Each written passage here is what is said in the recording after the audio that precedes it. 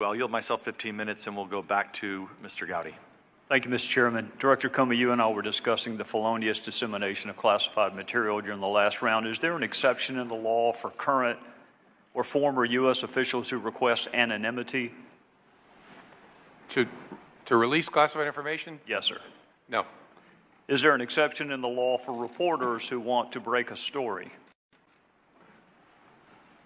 Well, that's a harder question as to whether a reporter incurs criminal liability by publishing classified information, and one probably beyond my ken. I'm not as good a lawyer as Mr. Schiff said I used to be. Well, I don't know about that, but the statute does use the word publish, doesn't it?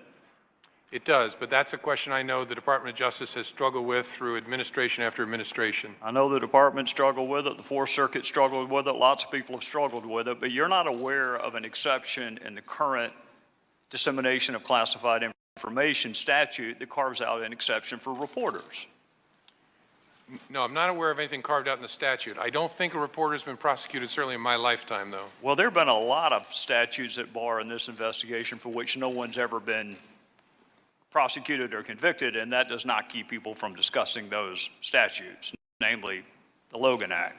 In theory, how would reporters know a U.S. citizen made a telephone call to an agent of foreign power? How would they know legally? Yes. If it was declassified and then discussed in a judicial proceeding or a congressional hearing, something like that. And assume none of those facts are at play, how would they know? Someone told them who shouldn't have told them. How would a reporter know about the existence of intercepted phone calls? Well, same thing. In a legitimate way, through an appropriate proceeding where there's been declassification. In any other way, in an illegitimate way. How would reporters know if a transcript existed of an intercepted communication? Same answer. The only legitimate way would be through a proceeding.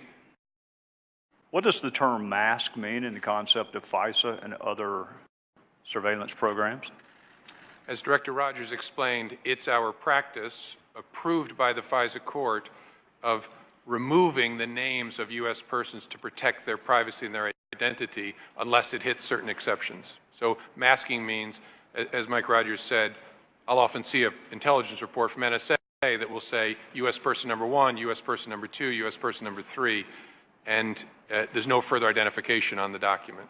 Admiral Rogers said there are 20 people within the NSA that are part of the unmasking process. How many people within the FBI are part of the unmasking process? I don't know for sure as I sit here. Surely more, given the nature of the FBI's work. We come into contact with U.S. persons a whole lot more than the NSA does, because we may be conducting, we only conduct our operations in the United States to collect electronic surveillance, to conduct electronic surveillance. So I can find out the exact number. I don't know it as I sit here. Well, I think, Director Comey, given the fact that you and I agree this is critical, vital, indispensable, a similar program is coming up for reauthorization this fall with a pretty strong headwind right now. It would be nice to know the universe of people who have the power to unmask a U.S. citizen's name, because that might provide something of a roadmap to investigate who might have actually disseminated a masked U.S. citizen's name. Sure, the number is relevant, but what I hope the American people will realize is the number is important, but the culture behind it is, in fact, more important. The training, the rigor, the discipline. We are obsessive about FISA and the FBI for reasons I hope make sense to this committee, but everything that's FISA has to be labeled in such a way to warn people, this is FISA. We treat this in a special way. So we can get you the number, but I want to assure you the culture of the FBI and the NSA around how we treat U.S. person information is obsessive, and I mean that in a good way. Director Comey, I am not arguing with you, and I do agree the culture is important, but if there are 100 people who have the ability to unmask and the knowledge of a previously masked name, then that's 100 different potential sources of investigation. And the smaller the number is, the easier your investigation is. So the number is relevant. I concede the culture is relevant. NSA, FBI, what other U.S. government agencies have the authority to unmask a U.S. citizen's name? Well, I think all agencies that collect information pursuant to FISA have what are called standard minimization procedures, which are approved by the FISA court that govern how they will treat U.S. person information.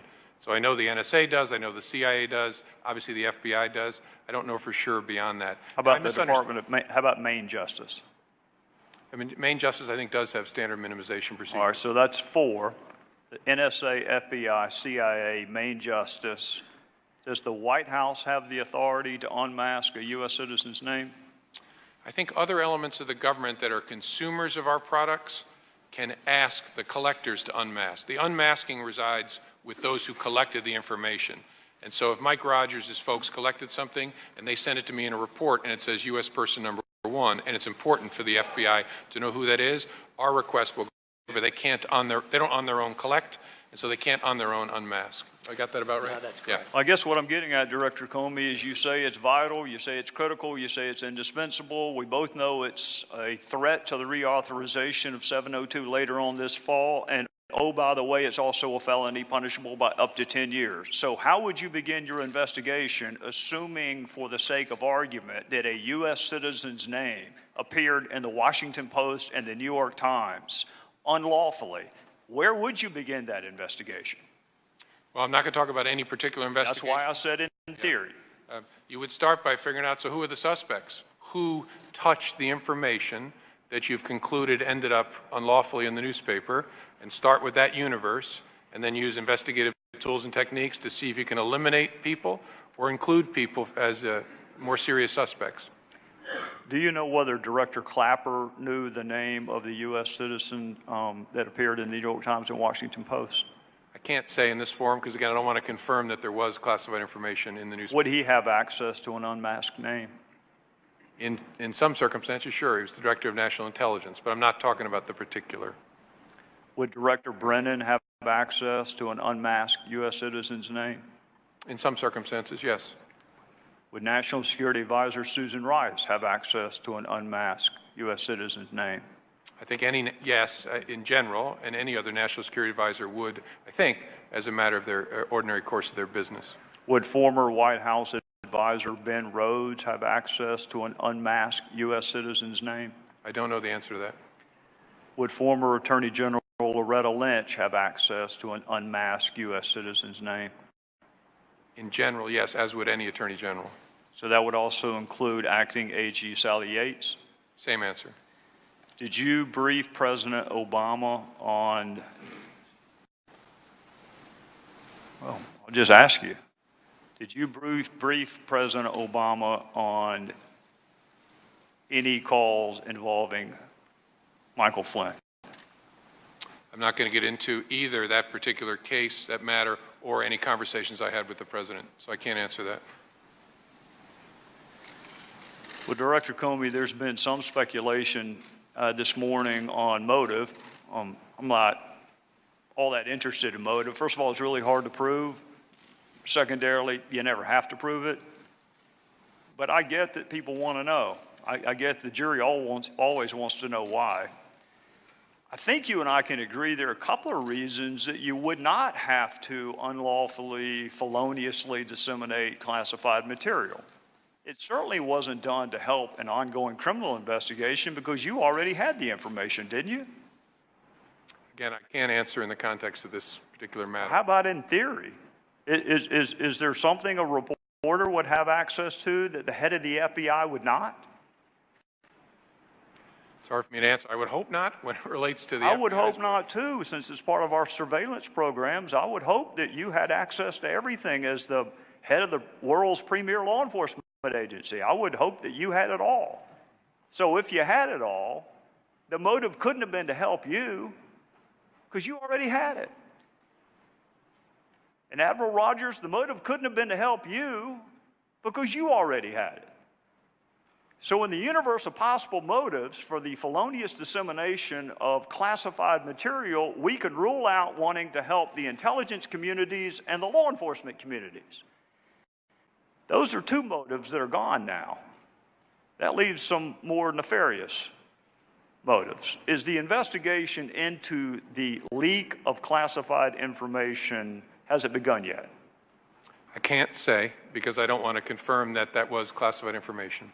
Well, I don't want to quarrel with you, Director Comey, and I do understand that you cannot ordinarily confirm or deny the existence of an investigation.